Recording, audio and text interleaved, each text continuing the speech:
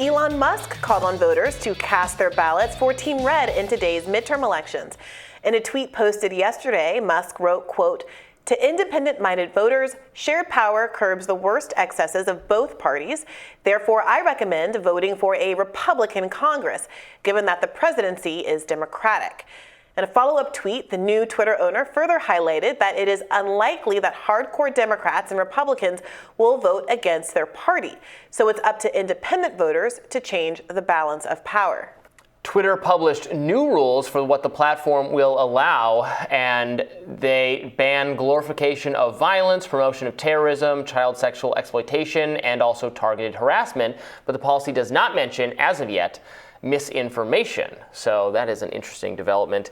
Yeah, lots of Elon stuff. So we should only touch on it briefly because I guess we mentioned it in the top of the show. But so his exhortation to vote for Republicans as a way to balance power is not a sentiment that I find appalling. I sort of agree with that sentiment as someone who doesn't like Republicans or Democrats.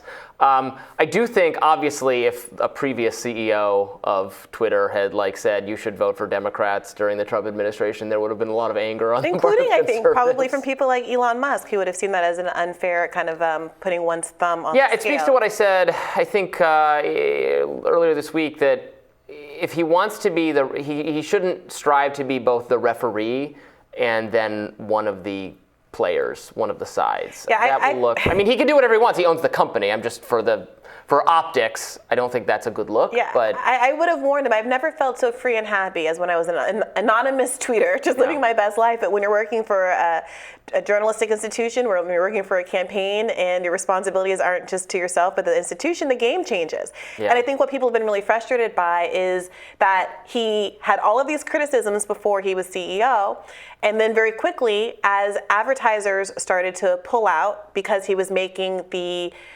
site more unpredictable and creating conditions that don't serve how he actually makes money, how the site actually makes money.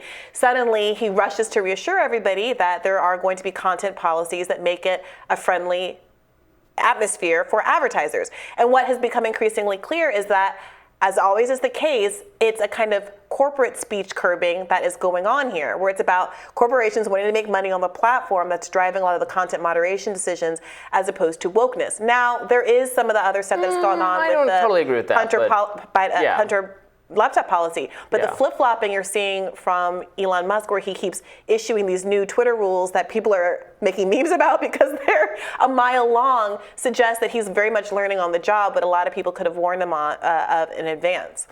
Yeah, I mean, I think a lot of that is fair. I don't know. I don't know if anything's changed or not. I'm having a better time on Twitter. It seems to me something, I don't know what it was, but something has been undone that has brought people back, and my engagement is up. I think you might have had a similar experience. Twitter use, apparently, according to Elon Musk's tweets at least, is at a record high. Yeah. So people are on the platform even if they're complaining about how they're going to leave I don't believe any of these celebrities no, I'm done. I'm off. I'm gone. It's silly. And then they come back, no, I'm just back to tell you to vote for Democrats. Now I'm really gone. Yeah, also, they're not going to go. Nobody cared about them. People who are famous because they're actors and actresses. Nobody cares. They weren't famous because of Twitter. They're not journalists and the kind of people who really, for whom Twitter really mattered. I will make this last point, though, about a divided government.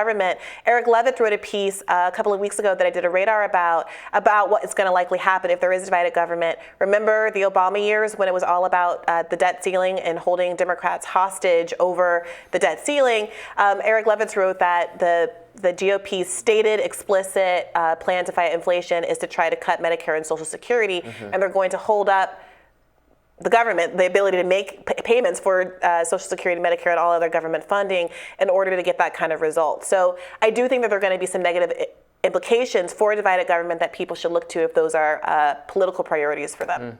On the flip side, we could have a different Ukraine funding policy with divided government, so that'd be something perhaps to look forward to.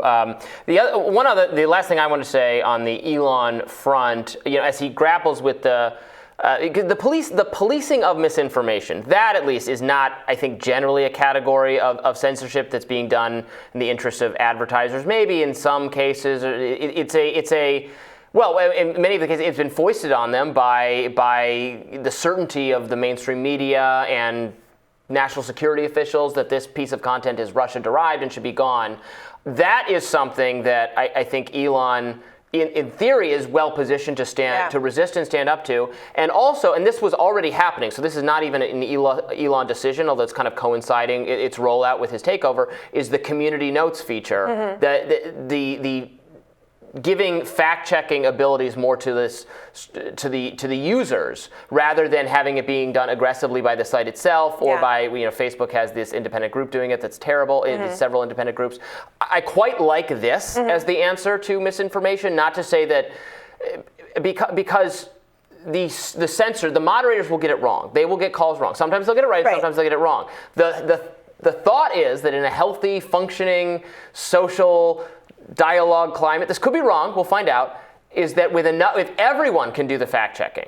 Yeah, I think that's great. I have no problem with Birdwatch. Here's where there's a problem. That Elon Musk said a lot of things about free speech and then immediately started banning people permanently from the platform for making fun of him.